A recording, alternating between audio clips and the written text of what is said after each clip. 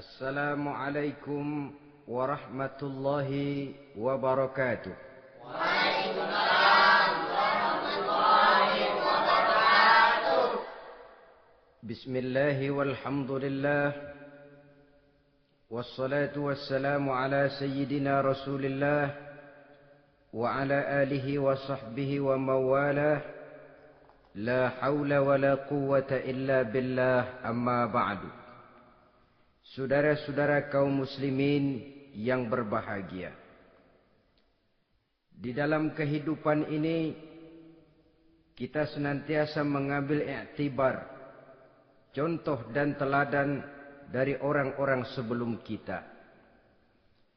Itu sebabnya kepada baginda Nabi kita Muhammad sallallahu alaihi wasallam Allah Subhanahu wa taala menjelaskan cerita para nabi sebelum beliau dalam ayat "Tsumma naqussu 'alaika min anba'ir rusuli ma nusabbitu bihi fu'adak." Demikianlah kami ceritakan kepadamu wahai Muhammad sebagian dari kisah para rasul-rasul sebelum kamu yang dengan itu akan memperkuat hatimu, meneguhkan keyakinanmu dan memantapkan pendirianmu. Inilah manfaatnya belajar dari sejarah.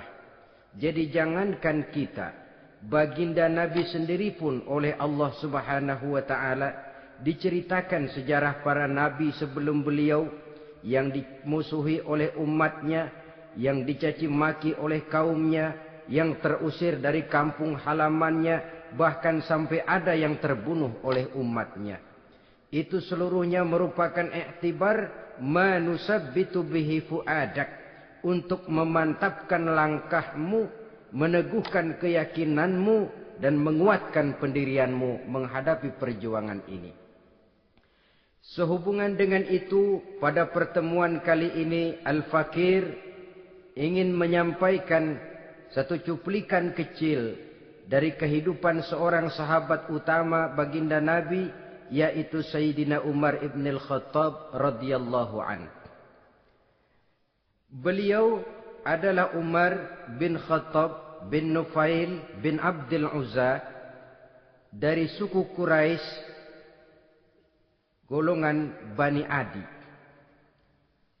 Perawakannya tinggi, kekar dan gagah, melambangkan sifatnya yang pemberani, tegas, dan tidak pernah kenal takut kepada siapapun.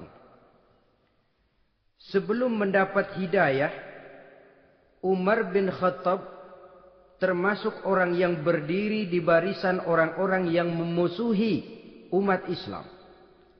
Ia terperangkap dalam tradisi jahiliyah, di mana gemar berperang dan bermabuk-mabukan juga merupakan hal-hal yang pernah dilaksanakan dalam kehidupannya sebelum beliau masuk ke dalam agama Islam. Oleh karena itu, dalam kehidupan beragama, hidayah merupakan sesuatu yang penting. Bagaimanapun banyaknya dosa dan kesalahan yang telah dilakukan oleh seseorang, tidak seharusnya menyebabkan ia putus asa dari rahmah Allah. Sebaliknya, bagaimanapun banyak kebajikan dan kebaikan yang sudah dikerjakannya, tidak perlu membuat dia besar hati, puas, bangga, apalagi menjadi lalai karenanya. Sebab kita belum tahu akan bagaimana ujung perjalanan dari kehidupan kita ini. Saudara-saudara, kisahnya pun masuk Islam merupakan peristiwa yang menarik. Pada satu hari, dengan pedang terhunus, Umar bin Khattab menuju Darul Arqam, tempat di mana baginda Nabi biasa berkumpul dengan para sahabat. Melihat mukanya yang beringas, matanya yang nanar, orang sudah menyangka dan mengerti ini tentu akan terjadi pembunuhan. Dalam perjalanan menuju Darul Arqam, Umar bertemu dengan Nuaim bin Abdullah. Nuaim bertanya, "Ya Umar, mau kemana ente?" "Mau membunuh itu, si murtad itu," kata. "Si murtad yang mana?" Yang mana lagi? Itu yang memecah belah kita, yang menghina berhala-berhala kita, yang menjelek-jelekkan nenek moyang dan keturunan kita. Siapa lagi kalau bukan Muhammad? Kata Nuaim Umar, enggak salah. Tidak salah lagi. Salah Umar. Salah kenapa? Apa kamu enggak malu? Kamu mau pergi membunuh Muhammad. Sementara adikmu sendiri Fatimah, dia sudah termasuk salah seorang pengikut Muhammad. Mendengar ini, muka yang memang tadinya sudah marah dan merah, tambah jadi kelabu. Bukan main mangkelnya Umar bin Khattab.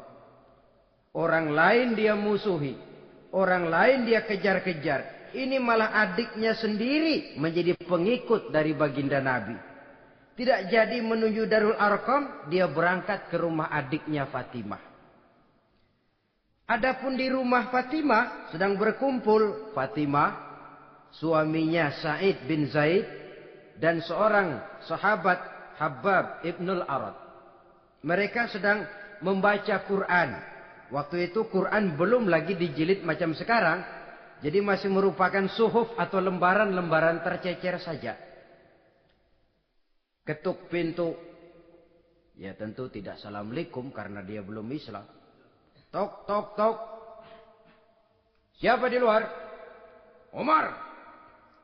Mendengar suaranya saja, ini sahabat yang namanya Habbab ibnul Arad sudah lari ke belakang pintu. Sambil komat kamit baca doa mohon diselamatkan oleh Allah.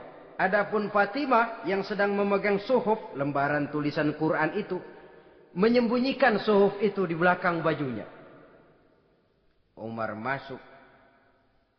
Fatimah, saya bang. Apa benar berita yang saya dengar? Berita apa itu bang? Bahwa kau sudah masuk Islam. Bang, andai kata Muhammad memang benar, bagaimana? Sudahlah jangan belit-belit. Jawab saja kau masuk Islam benar atau tidak? Ya. Saudara hadirin, begitu dikatakan iya, tangannya langsung melayang, menampar muka adiknya ini, sehingga mengalir darah dari hidungnya. Suaminya Sa'id bin Zaid yang mencoba melindungi istrinya, dipegang lehernya, dibanting, diduduki dadanya.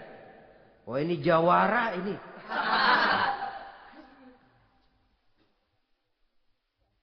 Namun pada saat sedemikian, suara kebenaran terpantul dari mulut Fatimah, adik dari Umar bin Khattab ini. Umar, apakah engkau memukul orang yang bersaksi bahwa tidak ada Tuhan melainkan Allah dan Muhammad Rasulullah?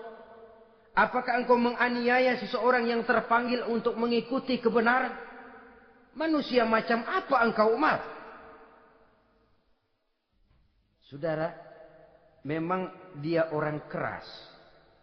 Tapi hatinya mudah menerima kebenaran.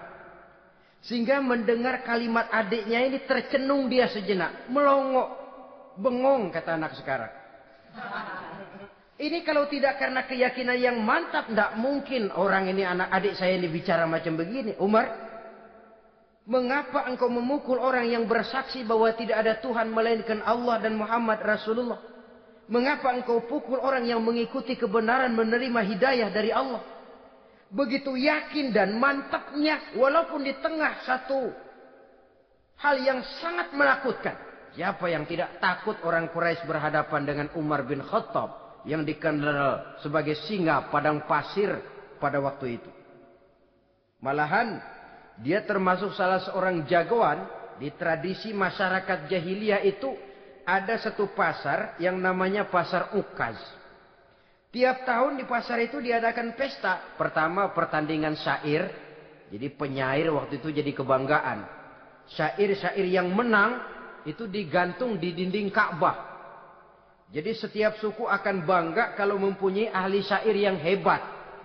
Nah, lalu diadakan juga lah perlombaan balap kuda, memanah, termasuk gulat. Lah Umar ini tiap kali pertarungan mesti menang. Belum pernah ada yang berhasil mengalahkan dia. Jawara. Saudara-saudara, mendengar adiknya begitu mantap hatinya. Apalagi ketika adiknya berkata begitu, suhuf lembaran yang disembunyikan di belakang bajunya tersembul. Apa yang kau sembunyikan di balik bajumu itu? Suhuf. Apa suhuf itu? Lembaran Al-Quran. Coba saya lihat. Enggak boleh. Kenapa? Kamu kotor. Orang kotor tidak boleh megang Quran. Saya mau lihat. Enggak boleh. Kalau kamu mau lihat, mandi dulu. Diturutinya permintaan adiknya itu. Lalu diambilnya suhuf tadi. Dia baca. Kebetulan ayat yang dibacanya, ayat pertama dari surah Toha, yang berlanjut dengan ayat 14 pada surah yang sama. Dia baca. Bismillahirrahmanirrahim. Toha. Ma anzalna ilaikal Qur'ana litashqa. Illa tazkiratan liman yakhsha. Taha, tidaklah aku turunkan Al-Quran ini untuk bikin sukar manusia, melainkan merupakan pengingat bagi orang-orang yang takut kepada Allah. Lalu pada ayat ke-14, Innani anallahu la ilaha illa ana fa'budni. Sesungguhnya akulah Allah, tidak ada Tuhan melainkan aku, maka hendaknya hanya kepadakulah kamu menyembah. Wa aqimis sholata li dzikri, dirikanlah salat untuk mengingat aku. Inna sa'ata atiyatun akadu ukhfiha litujza kullu nafsin ma tas'a. Sesungguhnya kiamat itu pasti akan datang, yang sengaja waktunya kami tidak beritahukan kepada kamu semua, untuk kami balas segala setiap orang tentang apa saja yang telah mereka lakukan dalam kehidupan di dunia ini. Setelah membaca ayat ini, gemetar tangannya. Ini sih nggak main-main ini. Ini belum pernah saya baca ajaran semacam ini. Tidak patut orang yang mempunyai kitab suci semacam ini dimusuhi. Ini sesuatu yang benar, tergetar jiwanya. Hei, Fatimah, Muhammad di mana Muhammad? Saya tidak akan memberitahu kepada kamu. Di mana? Saya tidak akan memberitahu. Lebih baik kau bunuh saya kalau memang maksudmu mau mencelakakan Muhammad. Sama sekali saya tidak akan mencelakakan dia, Fatimah. Kasih tahu saja, di mana dia? Darul Arqam. Bergegas dia menuju Darul Arqam. Di dalam Nabi memang sedang kumpul dengan para sahabat. Termasuk ada Sayyidina Hamzah. Yang juga terkenal jawara juga. Ketuk pintu. Ketuk pintu. Siapa di luar? Umar. Di dalam ini geger sebagian sahabat. Umar datang ini pasti bencana. Umar datang. Wah, kalau istilah kampung, kerok dan urusan.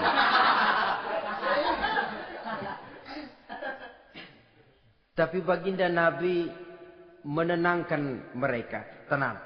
Mudah-mudahan ada hikmahnya. Sayyidina Hamzah tampil.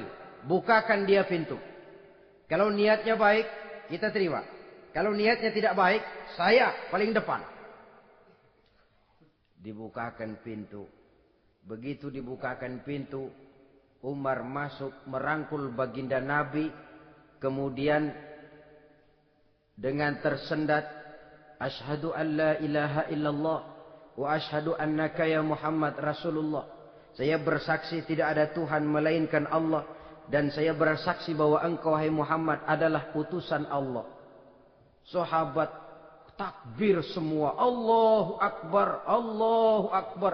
Kegembiraan meliputi suasana ketika itu. Kenapa? Karena sebelumnya dikala Umar belum masuk Islam, dia merupakan ganjalan yang paling dikhawatirkan oleh umat Islam.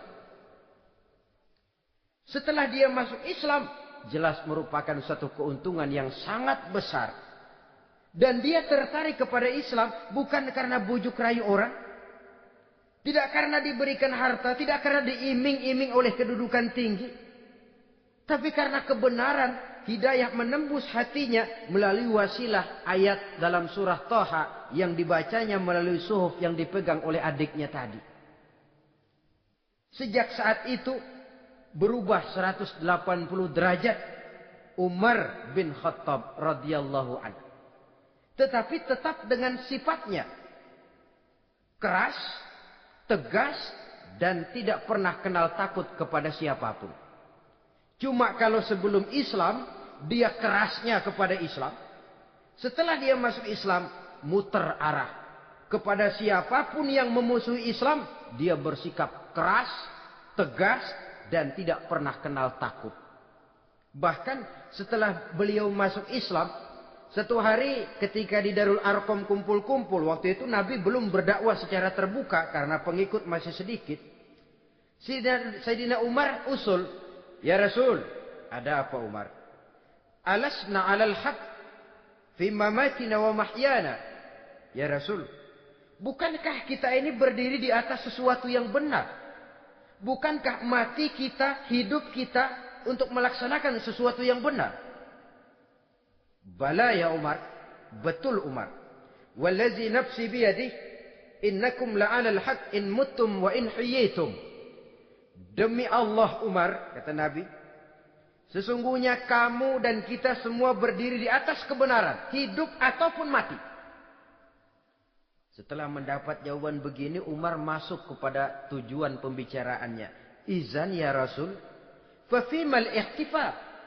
Kalau memang begitu ya Rasul, kalau memang kita yakin kita berdiri di atas kebenaran, kita hidup karena kebenaran, kita mati pun memperjuangkan kebenaran, fafimal ikhtifa. Kenapa mesti ngumpet-ngumpet? Kenapa harus sembunyi-sembunyi? Wallazi ba'asaka bil haq, demi Allah ya Rasul, la takhrujanna wa la nakhrujanna ma'ak. Tuhan harus keluar menyampaikan Islam ini secara terbuka. Dan kami akan mendampingi Tuhan dengan segenap jiwa dan raga. Sekali masuk Islam gak tanggung-tanggung. Yang kayak begini ini yang kita perlukan sekarang ini. Begitu masuk Islam gak tanggung seluruhnya. Jiwa dan raganya masuk Islam. Beliau yang pertama kali mengajukan ide, kenapa harus dakwah sembunyi ya Rasul? Wong kita berdiri di atas kebenaran, memperjuangkan sesuatu yang hak. Kalau kita mati, kita pun mati membela kebenaran. Kenapa mesti fafimal ikhtifa? Kenapa harus sembunyi-sembunyi? Mulai sekarang mari keluar ya Rasul, saya akan dampingi Tuhan, nyawa taruhannya. Saudara hadirin yang saya hormati, selalu dia tempat-tempat yang pernah dia melaksanakan maksiat sebelum dia Islam, selalu dia kunjungi sampai dia berkata, tidak ada tempat yang pernah saya melakukan kesalahan sebelum saya Islam yang harus saya tutupi dengan kebajikan setelah saya Islam sekarang ini. Bahkan ada satu riwayat menjelaskan beliau itu yang tinggi badannya, kekar perawakannya, gemetar orang ngadepin dia. Tapi beliau sendiri sangat mudah gemetar kalau sudah mendengar ayat-ayat Allah. Sehingga ada satu riwayat menjelaskan Sayyidina Umar itu setelah masuk Islam, kalau sholat kadang-kadang bila menoleh ke kanan beliau senyum, bila menoleh ke kiri beliau menangis berurai air mata. Ada orang bertanya, ya Umar, kenapa menengok ke kanan kau senyum, ke kiri kau menangis? Itulah kalau saya ingat jahilnya saya sebelum Islam. Adapun bila saya menoleh ke arah sebelah kanan saya tersenyum, teringat betapa dulu saya membuat berhala dari korma. Saya tumpuk-tumpuk, saya susun begitu.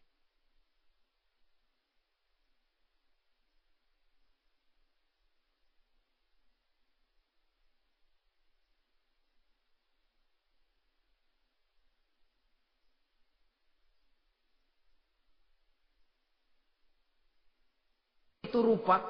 Setelah saya sembah, saya makan itu korma. Gagah betul saya waktu itu. Sampai Tuhan pun saya makan.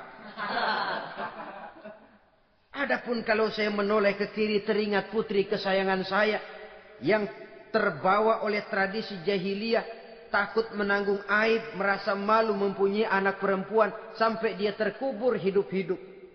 Berurai air mata saya mengingat semua itu. Padahal Nabi sudah memberikan jaminan. Sebab saudara jangan lupa, orang kafir masuk Islam, dalam Islam itu dihitung dari bayi lagi. Dari nol, itulah untungnya. Jadi misalnya sudah 60 tahun, dari kecil sampai 60 tahun kafir. Umur 61 masuk Islam. Nah, sejak umur 61 itulah yang dihisab oleh Allah. 60 tahun ke bawah gratis bersih pemutihan. Istimewa betul. Tapi jangan lalu diniatin, gua kafir aja ah. Nanti sudah tua-tua mau giliran mati baru Islam. Nah, itu diniatin lain. Ini yang karena faktor hidayah, saudara-saudara. Nah, cintanya kepada baginda Nabi luar biasa. Dalam setiap pertempuran beliau selalu di front terdepan. Bahkan demikian cintanya sampai ketika hari di mana baginda Nabi wafat, saudara-saudara. Disampaikan berita wafat Nabi kepada Umar ini. Ya Umar, baginda Nabi sudah wafat. Kamu ngomong apa? Baginda Nabi sudah wafat. Bukan sedih, nyabut pedang, keluar matanya melotot. Siapa yang bilang Muhammad mati, saya tabas batang lehernya. Begitu cintanya beliau kepada baginda Nabi, sampai-sampai nggak menerima kalau Nabi wafat. Taruhlah nggak bisa mati bersamaan, bolehlah mati beriring-iring saja barangkali maksudnya. Saudara-saudara, cabut pedang, kelayaban kemana-mana. Ayo, siapa ngomong Muhammad mati, saya tabas batang lehernya. Sampai bertemu dengan Sayyidina Umar, Sayyidina Abu Bakar. Di tempat orang banyak, Sayyidina Abu Bakar yang bijaksana ini pidato. Ayuhan nas, man kana ya'budu Muhammadan, fa inna Muhammadan qad mata. Wa man kana ya'budu Allah, fa inna Allah hayyun la yamut. Wahai manusia, barang siapa yang menyembah Muhammad, maka Muhammad sudah mati. Tetapi barang siapa yang menyembah Allah, Allah akan hidup selamanya dan tidak akan pernah mati.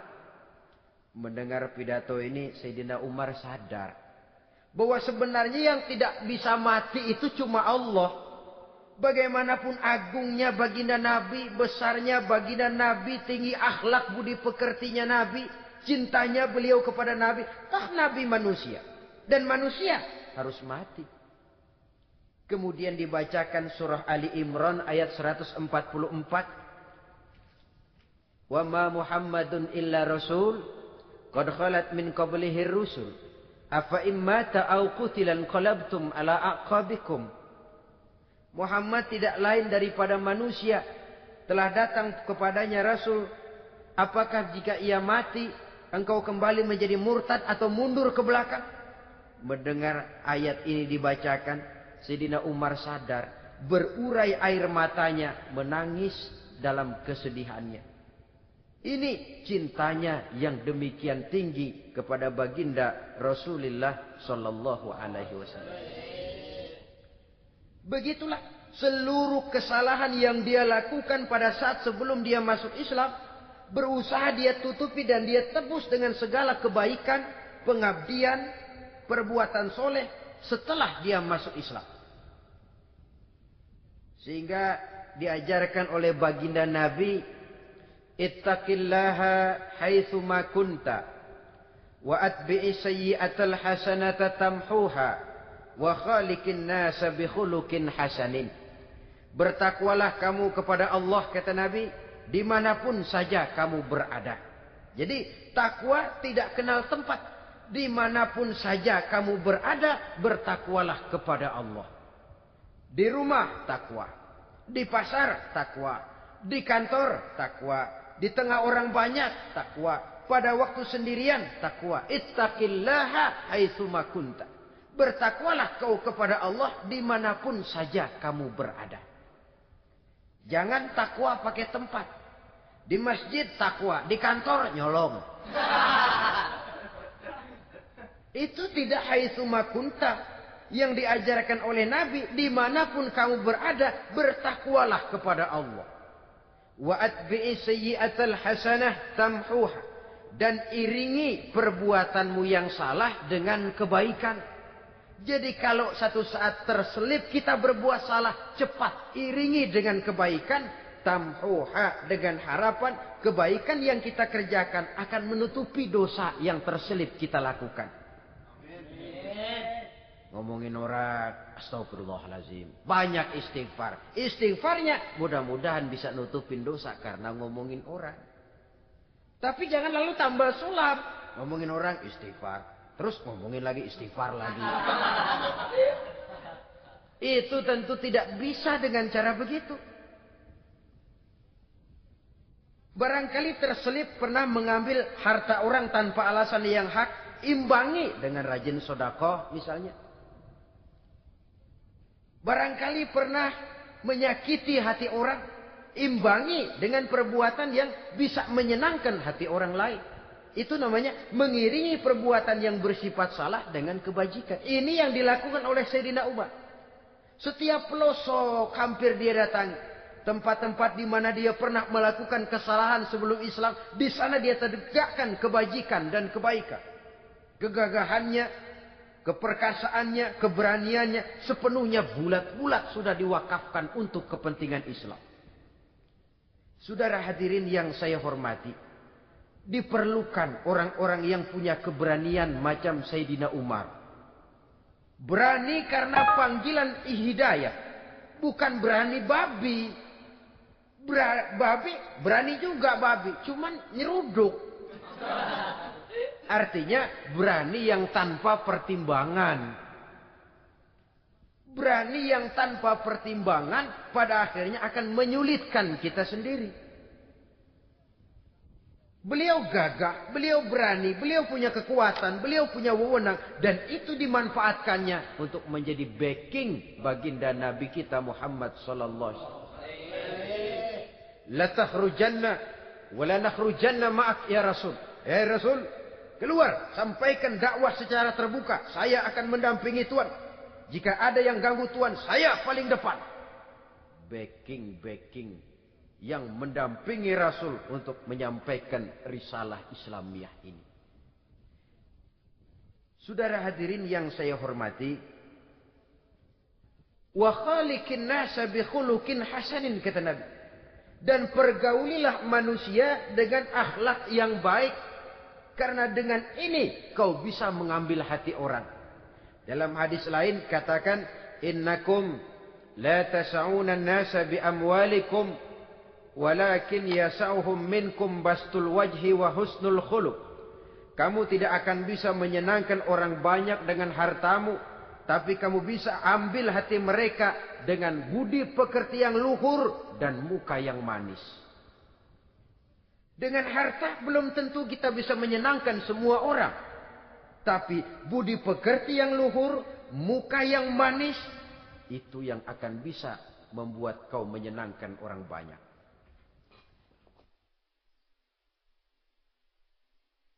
Setelah baginda Rasul wafat,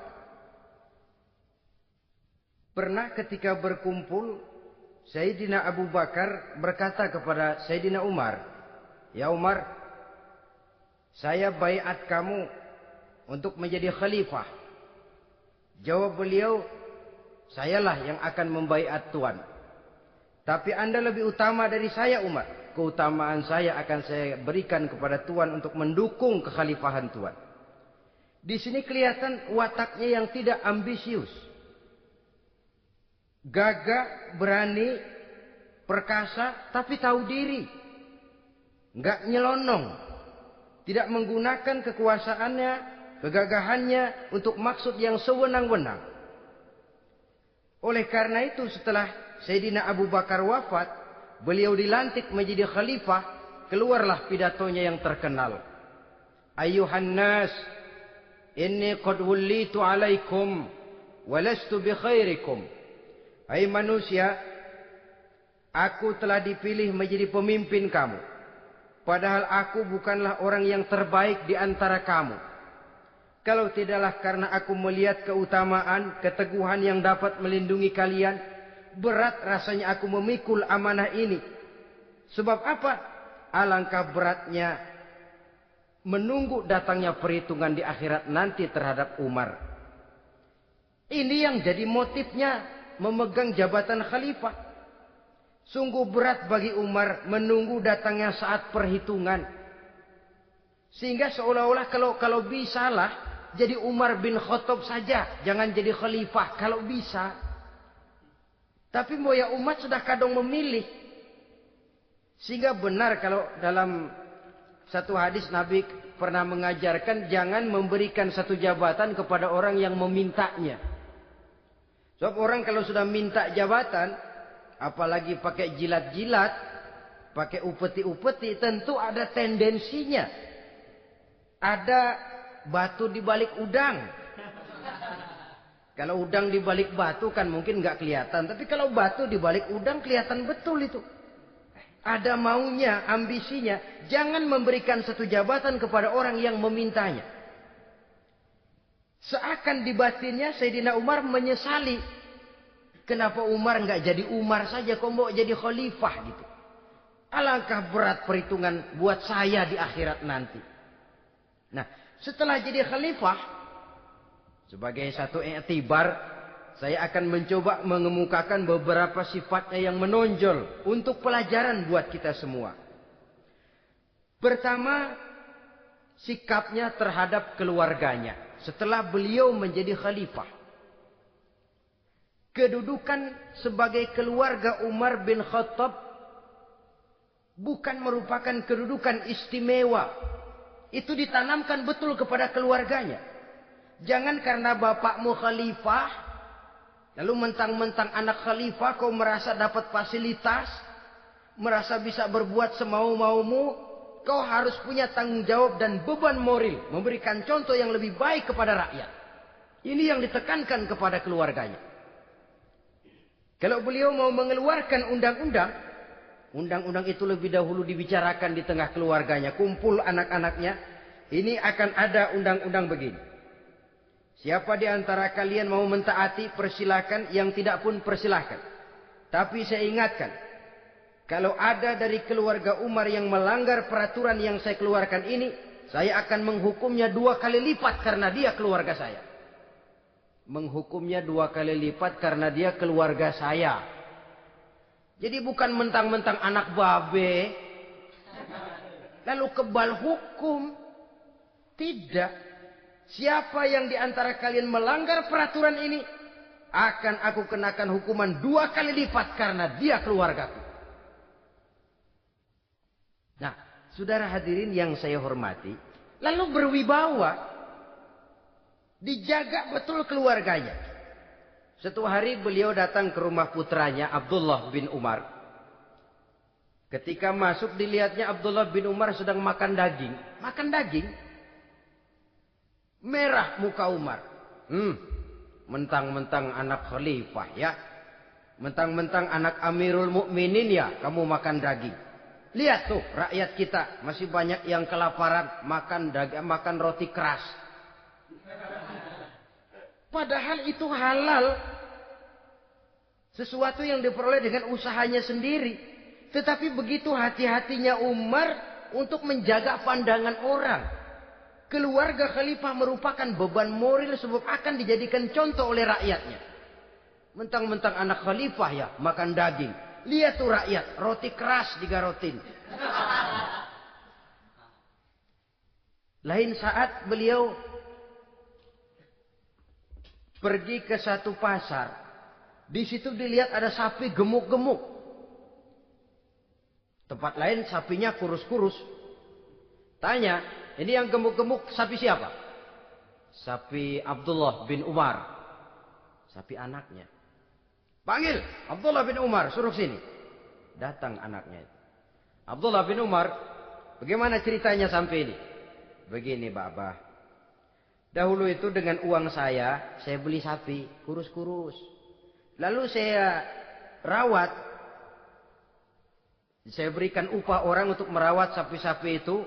Sampai sekarang dia menjadi gemuk. Akan saya jual dan keuntungannya tentu sesuatu yang halal. Subhanallah, kata Umar. Kau ini anak Amirul Mukminin. Jual sapimu. Ambil modalnya, untungnya, masukkan Baitul Mal untuk urus kepentingan orang Islam. Dia nggak mau anaknya terlibat bisnis, ndompleng kekuasaan ayahnya. Karena mentang-mentang anak khalifah lalu segala macam bisnis lancar. Orang takut karena apa? Anak babe. Ada lagi. Pada waktu pembagian harta ghanimah, putri beliau yang namanya Hafsah, ini adalah istri baginda Nabi, meminta bagian. Kaum kerabat ayah, ini kerabat khalifah, kitalah dulu kerabat. Kalau kau kerabatku, maka jatahmu nanti dari ayahmu. Harta ini masih lebih banyak dibutuhkan oleh orang-orang Islam. Nanti belakangan, kalau ada sisanya. Belakangan kalau ada sisanya. La haula wala quwata illa billah.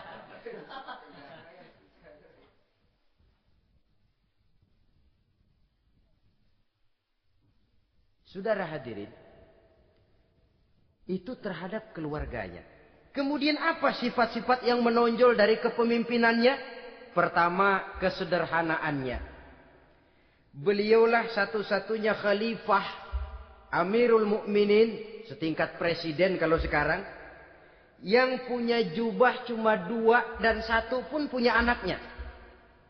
Tambelan lagi. Pernah sholat Jumat terlambat. Beliau naik mimbar untuk khutbah, sebelumnya minta maaf dulu. Saudara-saudara, maaf saya terlambat nungguin baju kering.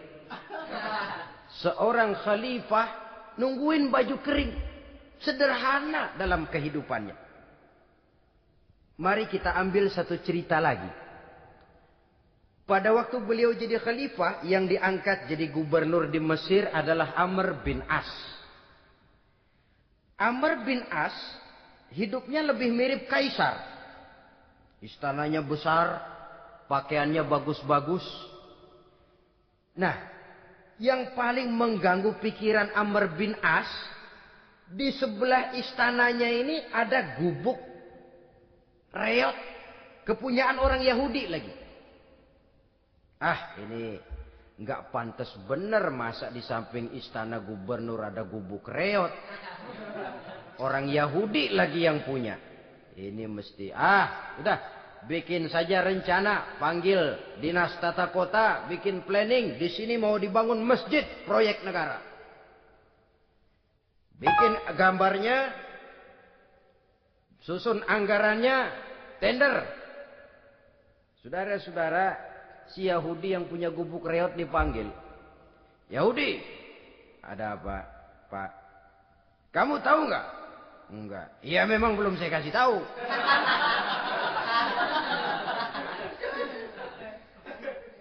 Ada apa, Pak?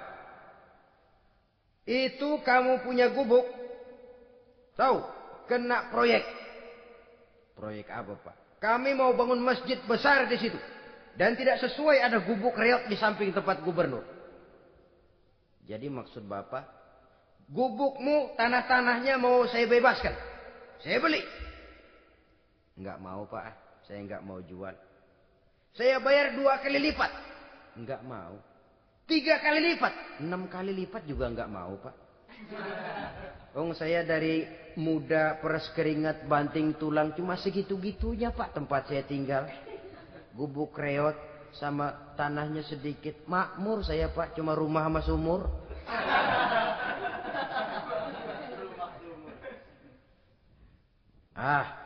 Ini Yahudi kelewatan juga. Akhirnya turun perintah. Sudah, kalau dia nggak mau dibebaskan, gusur saja. Tarik, ambil bulldozer. Digusur. Yahudi ini berurai air matanya. Aduh, begini. Jadi rakyat kecil. Udah jatuh ketiban ember lagi. Tapi pikir-pikir Amr bin As kan bukan yang paling atas. Dia kan cuma pejabat, masih ada atasannya lagi. Lapor lapor. Yahudi ini berangkat ke Madinah. Bayangkan dari Mesir ke Madinah. Jalan.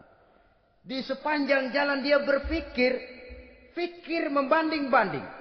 Kalau gubernurnya saja istananya begitu mewah, apalagi khalifahnya. Kalau gubernurnya galak main gusur, apalagi khalifahnya. Dan saya bukan orang Islam, apa dia lemin ngadu? Apa dapat tanggapan? Berangkat dia sambil harap-harap cemas. Sampai di pintu kota Madinah. Dia temui orang lagi tidur di bawah pohon korma. Selamat siang Pak.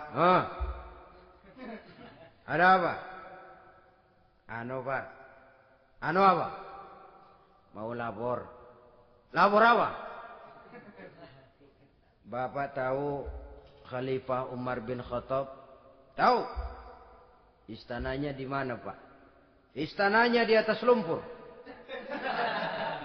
Di atas lumpur. Di atas lumpur. Pengawalnya banyak Pak. Banyak. Siapa Pak? Yatim piatu, janda-janda tua, orang-orang miskin, orang-orang lemah. Itu pengawalnya. Pakaian kebesarannya apa sutra apa Pak? Pakaian kebesarannya malu dan takwa. Saya nggak ngerti Pak. Itulah Umar bin Khattab. Lalu orangnya sekarang di mana Pak? Di depan ente. Rupanya yang dia tanya itulah orangnya. Gemeter Yahudi ini. Keringat bercucuran. Coba istananya di atas lumpur. Sebab beliau berprinsip. Bagaimana saya bisa menghayati nasib rakyat kalau saya tidak merasakan apa yang mereka rasakan. Bagaimana saya nggak bisa tahu sakitnya lapar kalau saya belum pernah kelaparan. Itu prinsipnya. Istananya di atas lumpur. Para pengawalnya yatim piatu, janda-janda tua, orang-orang miskin, orang-orang lemah dan tidak mampu. Dan pakaian kebesarannya malu dan takwa.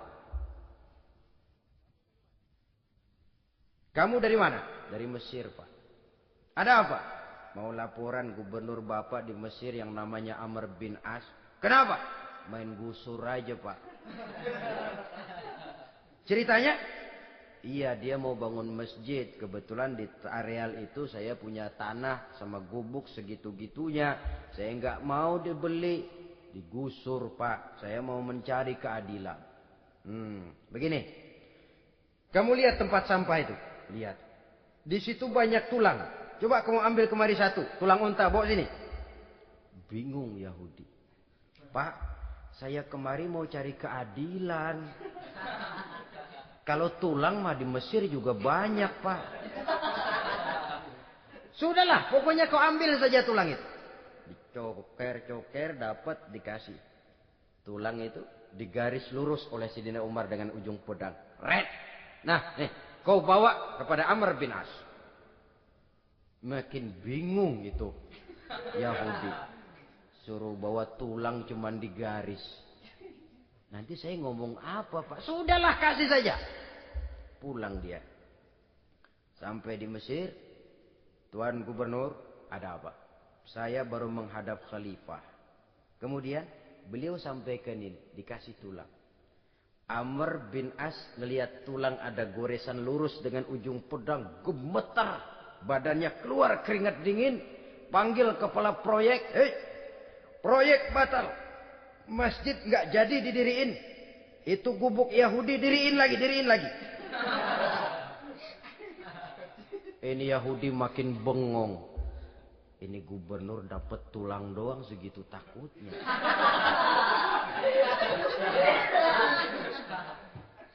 Ada apa sebenarnya Tuan Gubernur? Kamu tahu? Ini nasihat pahit buat saya dari Amirul Mukminin Umar bin Khattab. Seolah-olah beliau bilang, "Hai Amr bin As, jangan mentang-mentang sedang berkuasa ya. Pada suatu saat kau akan jadi tulang-tulang kayak begini. Maka mumpung kamu masih hidup dan berkuasa, berlaku lurus dan adillah kamu seperti lurusnya garis di atas tulang ini. Red. Lurus, adil, jangan bengkok. Sebab kalau kamu bengkok, nanti aku yang luruskan pakai pedangku. Siapa yang enggak ngeper digituin. Sampai akhirnya apa? Kata si Yahudi, Pak, kalau begitu Islam adil ya. Adil.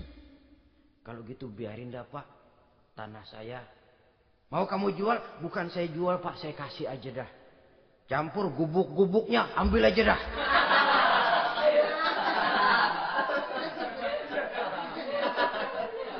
Masuk Islam si Yahudi ini oleh karena keadilan dari Umar bin Khattab.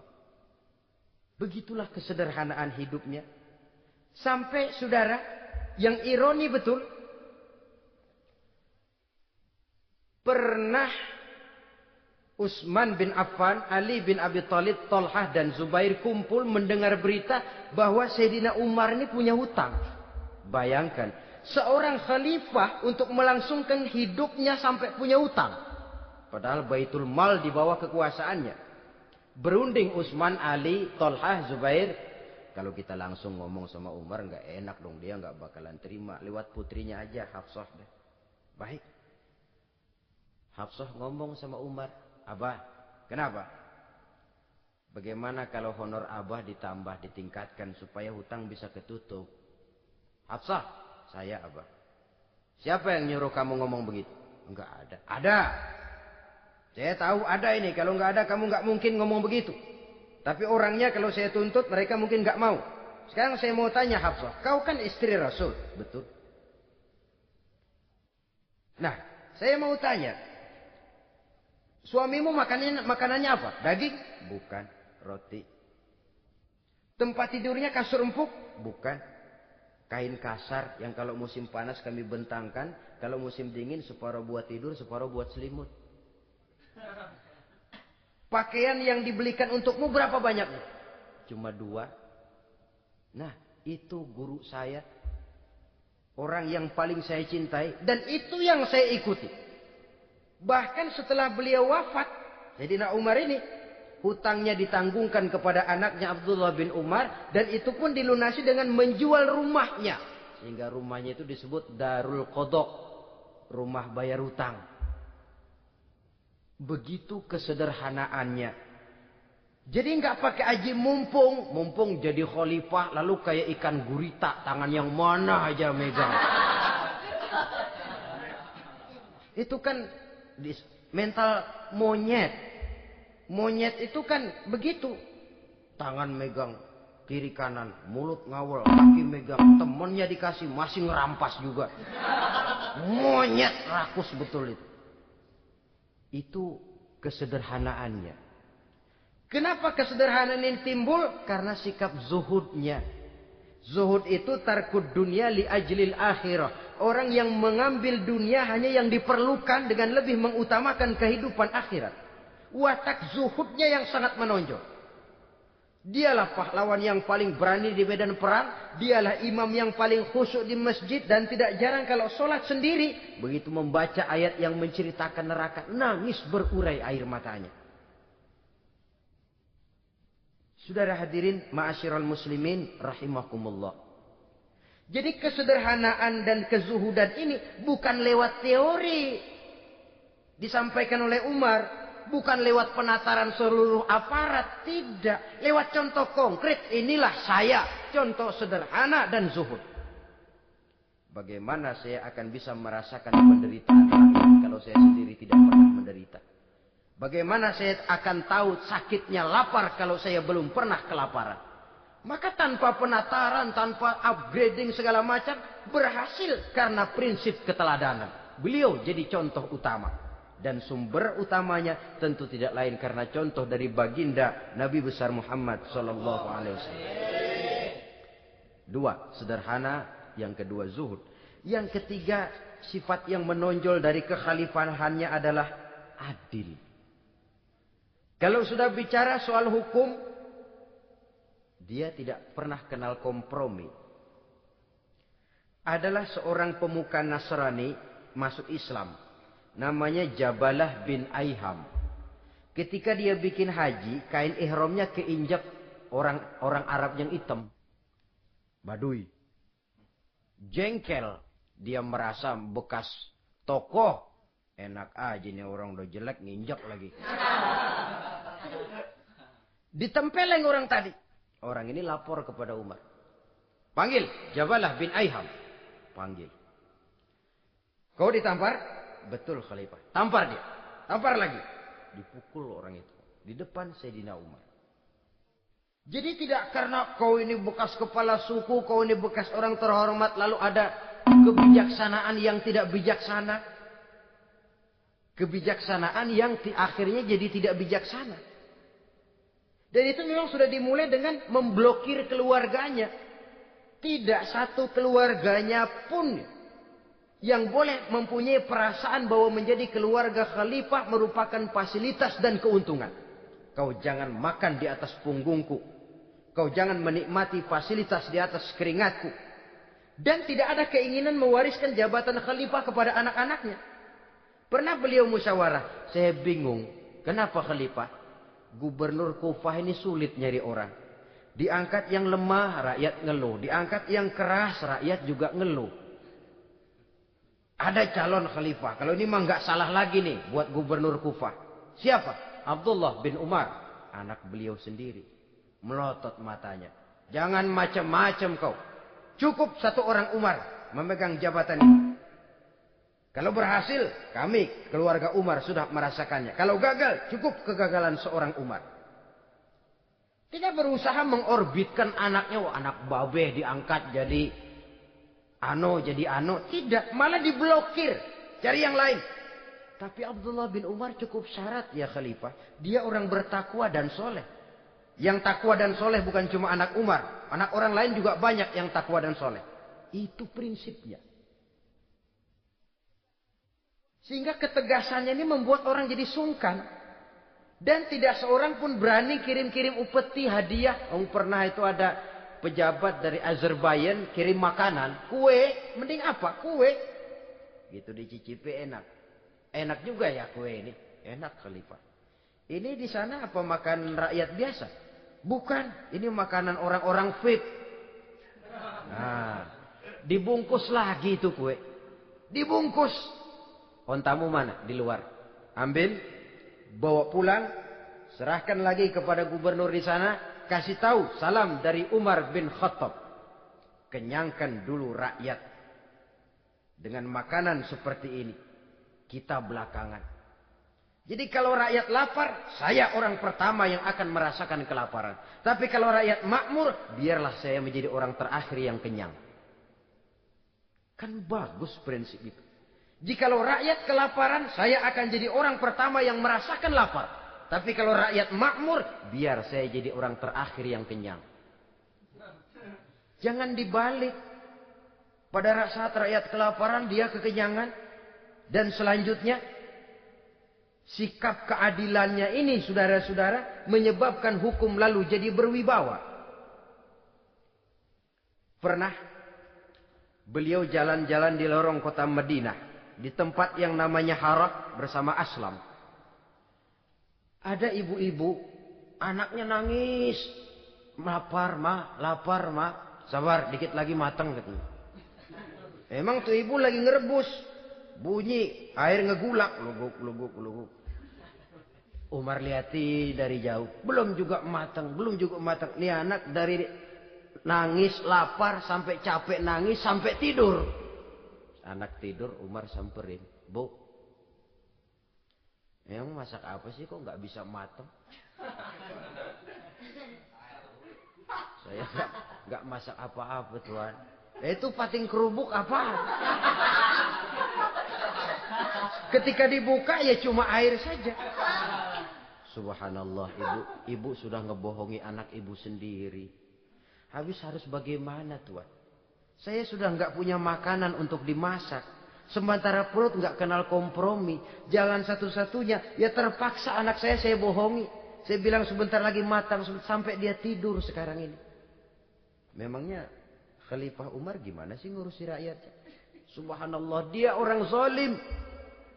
Dia yang memegang urusan kami, tapi dia nggak tahu nasib saya. Anak kelaparan, keluarga terlantar. Oh, begitu. Iya. Zalim betul Umar bin Khattab itu. Kalau begitu ibu tunggu sebentar. Dia pulang bersama Aslan menuju Baitul Mal. Dia ambil tepung 1 karung, dipikul sendiri. Dipikul sendiri, kata Aslam, ya Khalifah, biar saya yang bawa. Jangan. Kenapa Khalifah? Apa kau kira kau sanggup mikul dosa saya di akhirat nanti? Biar saya yang mikul sendiri. Dia bawa ke tempat tuh ibu-ibu. Dia masakin sendiri. Nah bu, sudah matang, persilakan masak. Makan. Alhamdulillah Tuhan. Mudah-mudahan Allah memberkahi Tuhan. Tuhan lebih baik dari Umar bin Khattab yang zalim itu. Memang sebenarnya Tuhan siapa, kata tuh ibu? Saya. Iya. Saya ya Umar bin Khattab yang ibu bilang zalim itu. Gemetar si ibu. Gemetar si ibu. Tapi memang peka dan menghargai kritik orang. Tidak membungkam setiap orang yang nadanya sumbang atau berbeda. Kadang beliau berkata, saya khawatir karena orang terlalu segan dengan saya lalu nggak ada yang berani negur kalau saya salah. Kan begitu biasanya. Karena sudah terlalu segan lalu semuanya orang mau diaminin saja. Asal dibilang nggak benar marah, jengkel. Lalu disingkirin, maunya diiyain, ingge kula nuwun. Oke bos. Beliau bilang saya khawatir kalau tidak ada orang yang mau menegur kesalahan saya jika saya terlanjur nanti. Tahu-tahu muncul orang. Demi Allah, saya akan menegur Tuhan dengan pedang saya ini. Cerah mukanya, senyum bibirnya. Alhamdulillah, anak muda, saya memerlukan orang macam kau. Yang berani berkata ya terhadap yang benar dan tidak terhadap yang tidak benar, apa dan bagaimanapun resikonya. Di sini kelihatan sikap beliau menghadapi orang yang berbeda pendapat. Keadilan, keberanian dan ketegasan, cepat menerima kebenaran, merupakan serentetan dari sifat-sifat utama beliau sejak masuk Islam sampai menjadi khalifah yang kedua. Bahkan dengan jasa beliau, Islam kemudian tersebar, menembus dinding Jazirah Arabia, memasuki Bizantium dan Persia, sehingga beliau juga dikenal sebagai periode Al-Futuhat Al-Islamiyah. Nah, saudara-saudara, inilah cuplikan kecil dari kehidupan seorang agung dan besar yang memang sangat terbatas kata-kata untuk melukiskan kebesaran itu. Namun yang secuplik ini mudah-mudahan menjadi sumbangan moral dalam rangka kita memperbaiki diri menuju kehidupan yang lebih baik. Terima kasih banyak atas segala perhatian. Mohon maaf atas segala kekurangan. Usikum wa nafsi bitaqwallah. Wassalamualaikum warahmatullahi wabarakatuh. Waalaikumsalam.